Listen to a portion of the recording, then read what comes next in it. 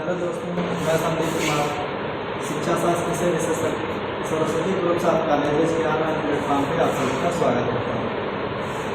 जैसा कि पिछले वीडियो में हम लोगों ने BA द्वितीय वर्ष शिक्षा शास्त्र का जो प्रथम प्रश्न पत्र शिक्षा मनोविज्ञान एवं सांख्यिकी के बारे में मनोविज्ञान का अर्थ परिभाषा के बारे में बताया गया था और उसको विकास किया। तो आज का जो अगला वीडियो है, इस वीडियो में आपको मनोविज्ञान के प्रकृति, विषय, क्षेत्र एवं संप्रदाय के बारे में बताया गया। आज का ये जो उद्देश्य आपका पढ़ने का जो टॉपिक है वो है पहला मनोविज्ञान की प्रकृति और दूसरा जो है मनोविज्ञान की रिसर्च है और तीसरा जो है मनोविज्ञान की संप्रदाय। ठीक है, तो आपका वीडियो स्टार्ट होता है यहाँ से।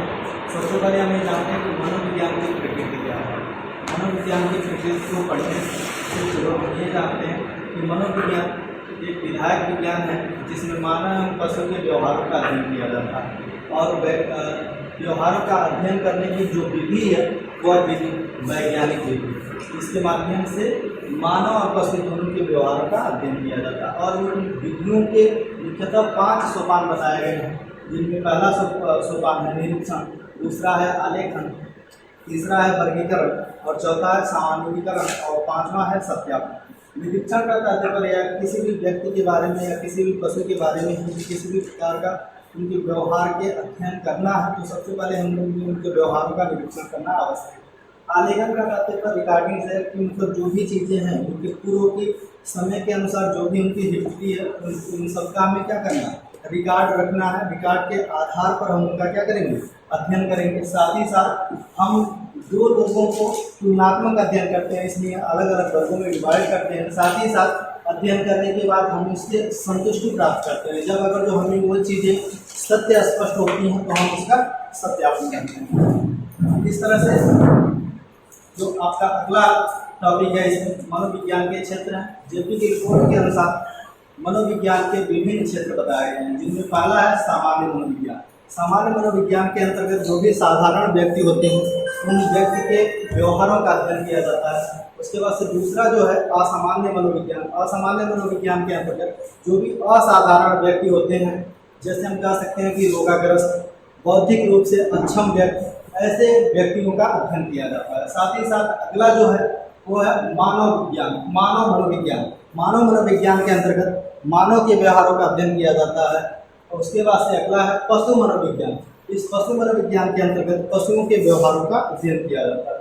इसी रूप में बाल मनोविज्ञान, जिसमें 0 से लेकर 12 वर्ष के अवस्था के बालकों का अध्ययन किया जाता है। इसके अंतर्गत बालक के शारीरिक, मानसिक, संवेगात्मक, नैतिक, चारित्रिक इन सभी पक्षों का विकास एवं अध्ययन के बारे में जानकारी प्राप्त की जाती है। इसके बाद से अगला किशोर मनोविज्ञान। किशोर मनोविज्ञान में ये होता है कि 12 वर्ष के बाद और 18 वर्ष, भारत में जबकि इसका आयु निर्धारित किया गया है 21 वर्ष, इस आयु के बालकों का अध्ययन किया जाता है और इस मनोविज्ञान को किशोर मनोविज्ञान के नाम से जाना जाता है। इसके अंतर्गत बालक के शारीरिक, मानसिक, नैतिक, संवेगात्मक इन सभी पक्षों का अध्ययन किया जाता है। साथ ही साथ प्रौढ़ मनोविज्ञान, जैसा कि आपको पता है 18 वर्ष के बाद या भारत में 21 वर्ष के बाद जब तक व्यक्ति की मृत्यु नहीं हो जाती तब तक की जो अवस्थाएँ होती हैं उस अवस्था को हम प्रौढ़ अवस्था या वयस्क अवस्था के नाम से जानते हैं। और इन अवस्था के लोगों के सभी पक्षों के, व्यक्ति के जितने भी पक्ष होते हैं, शारीरिक, नैतिक, मानसिक, चारित्रिक, इन सभी पक्षों का अध्ययन हम इस मनोविज्ञान के अंतर्गत करते हैं। इसलिए इस मनोविज्ञान को प्रौढ़ मनोविज्ञान के नाम से जाना जाता है। अगला है औद्योगिक मनोविज्ञान। औद्योगिक मनोविज्ञान के अंतर्गत जो भी वाणिज्य संबंधित या जो भी अनेक संबंधित व्यवसाय हैं उन व्यवसायों की क्रियाओं का अध्ययन किया जाता है। अगला है समाज मनोविज्ञान। समाज मनोविज्ञान के अंतर्गत व्यक्ति के सामाजिक परिस्थितियों का अध्ययन किया जाता है। जबकि अगला जो मनोविज्ञान आपका बताया गया निदानात्मक मनोविज्ञान, इसमें क्या होता है कि व्यक्ति की समस्याओं का पता लगाया जाता है और उन समस्याओं के आधार पर उन समस्या का निदान किया जाता है। वो जो मनोविज्ञान कहलाता है उसे निदानात्मक मनोविज्ञान के नाम से जानते हैं। अगला है परामर्श मनोविज्ञान। परामर्श मनोविज्ञान एक ऐसा विज्ञान है जिसके अंतर्गत कोई भी ऐसा व्यक्ति जिसके पास किसी भी प्रकार की कोई भी समस्या है, चाहे वो व्यक्तिगत समस्या हो, सामाजिक समस्या हो या किसी भी प्रकार की कोई भी समस्या हो, इन समस्याओं को दूर करने के लिए परामर्श दिया जाता है। उनके व्यवहारों का अध्ययन के आधार पर उन्हें किस प्रकार के परामर्श की आवश्यकता है, इन प्रकार की परामर्श देने का जो विज्ञान कहलाता है उस विज्ञान को हम परामर्श मनोविज्ञान के नाम से जानते हैं। दैहिक मनोविज्ञान, दैहिक मनोविज्ञान को हम शारीरिक के नाम से भी जान सकते हैं, शारीरिक मनोविज्ञान। इसके अंतर्गत आपको बताया कि एक व्यक्ति का जो शरीर होता है उस शरीर में क्या होती है, अनेक प्रकार की कोशिकाएं होती हैं। जैसे नर्वस सिस्टम के साथ साथ जो भी अन्य कोशिकाएं होती हैं सभी आपस में जुड़ी होती हैं। अतः हम कह सकते हैं कि मानसिक क्रिया और शारीरिक क्रिया के लिए जो विज्ञान का प्रयोग किया जाता है व्यक्ति के व्यवहार के अध्ययन के लिए, वो जो मनोविज्ञान होता है उसे हम दैहिक मनोविज्ञान के नाम से जानते हैं।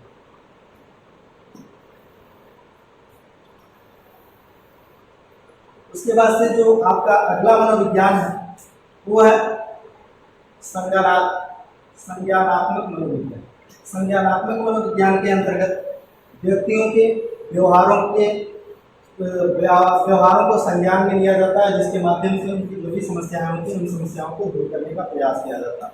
उसके बाद से अगला है सैन्य मनोविज्ञान। जैसा कि आप लोगों को पता होगा कि प्रथम विश्व युद्ध के दौरान अमेरिका ने अपने सिपाहियों में मनोविज्ञान के आधार पर भर्ती कराई थी, जिसमें अल्फा परीक्षण, बीटा बुद्धि परीक्षण, इस परीक्षण के आधार पर उनकी भर्ती की गई थी। और इन भर्तियों के आधार पर ही देखा गया कि सैन्य के क्षेत्र में भी मनोविज्ञान की आवश्यकता है, इसलिए सैन्य मनोविज्ञान को भी एक शाखा के रूप में विकसित किया गया। अगला है विकासात्मक मनोविज्ञान। विकासात्मक मनोविज्ञान के अंतर्गत व्यक्ति के विकास यानी कि व्यक्ति की जितनी भी अवस्थाएं होती हैं सभी अवस्थाओं पे किस तरह से उनका विकास होता है, शारीरिक, मानसिक, नैतिक जो भी पक्ष होते हैं व्यक्ति में, उन सभी पक्षों के विकास का अध्ययन किया जाता है। उस मनोविज्ञान को विकासात्मक मनोविज्ञान के नाम से जाना जाता है। अगला है मनोमितिक। मनो का तात्पर्य यहाँ पे मन से है, मस्तिष्क से, यानी कि मस्तिष्क की जो भी जटिलताएं हैं इन जटिलताओं का विश्लेषण करके अध्ययन करने वाला जो विज्ञान है उसे मनोमितिक विज्ञान के नाम से जाना जाता है। अगला है शिक्षा मनोविज्ञान। शिक्षा मनोविज्ञान, जैसा कि आपको पता है कि शिक्षा और मनोविज्ञान दो ऐसे शब्द हैं। शिक्षा का अर्थ होता है कि व्यक्ति के व्यवहार में परिवर्तन, जबकि मनोविज्ञान का अर्थ होता है कि व्यक्ति के व्यवहारों का अध्ययन। अतः हम कह सकते हैं कि शिक्षा मनोविज्ञान के अंदर बालक या व्यक्ति के शैक्षिक परिस्थितियों का अध्ययन किया जाता है। अगला है व्यवसायिक मनोविज्ञान। व्यवसायिक मनोविज्ञान का तात्पर्य है इस मनोविज्ञान के अंतर्गत जो भी व्यवसाय हैं वाणिज्य संबंधित, या हम कह सकते हैं कि जो भी जिस लेवल का व्यवसाय है या किसी भी क्षेत्र में, चाहे वो कृषि के क्षेत्र में हो, चाहे वो रोजगार ऑनलाइन के क्षेत्र में हो, या किसी भी क्षेत्र में जो भी व्यवसाय है उन व्यवसाय संबंधी मनोवैज्ञानिक आधार पे अध्ययन किया जाता है। अगला है इंजीनियरिंग मनोविज्ञान। उसके बाद से आता है आप लोगों को मनोविज्ञान के संप्रदाय। मनोविज्ञान के कौन कौन से संप्रदाय हैं, प्रमुख संप्रदाय के बारे में हम चर्चा करेंगे। पहला जो संप्रदाय है वह संप्रदाय है संरचनावाद। इस संप्रदाय के जो जनक हैं, जो प्रतिपादक हैं, वो विलियम वुंट हैं, और विलियम वुंट जर्मनी के निवासी हैं। कहाँ के निवासी हैं? जर्मनी के निवासी हैं। साथ ही साथ टिचनर हैं और बनबार्ड हैं, बनबार्ड। और इस संप्रदाय का प्रतिपादन सन 1879 ईस्वी में विलियम वुंट के द्वारा किया गया।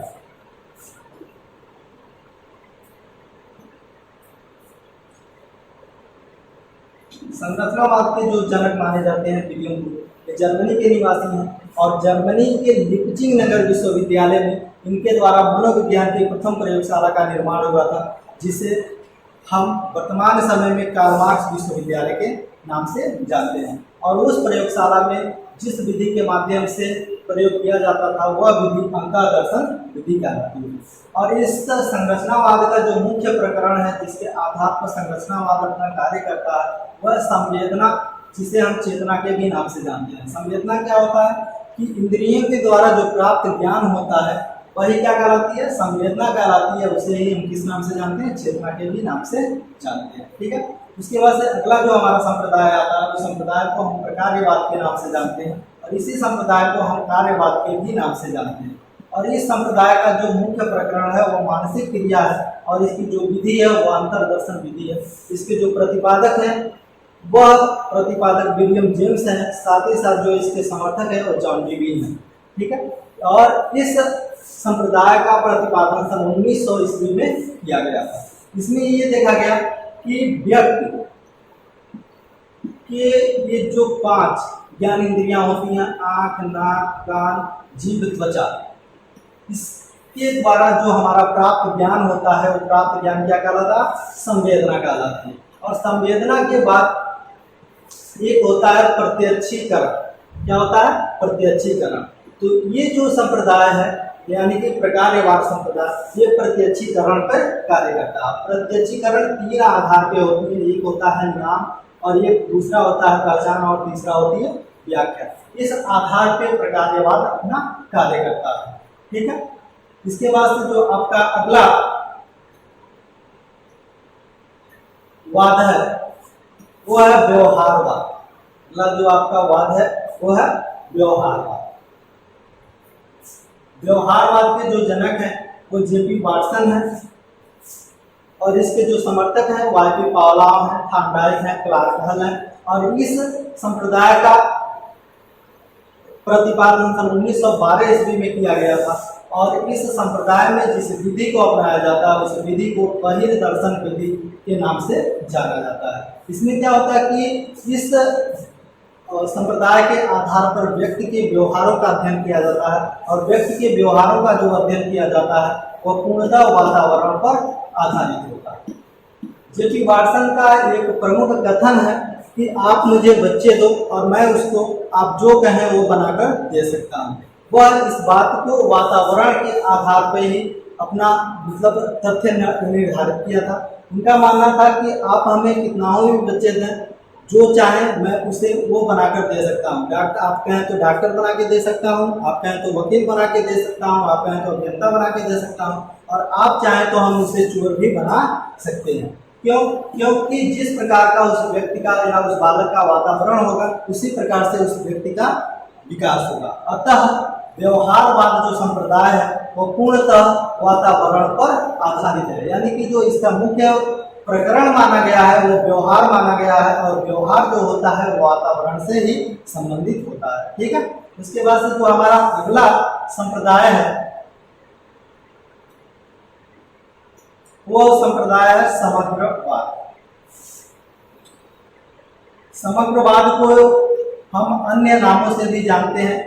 समग्रवाद को अवयववाद के भी नाम से जाना जाता है, गेस्टाल्टवाद के भी नाम से जाना जाता है।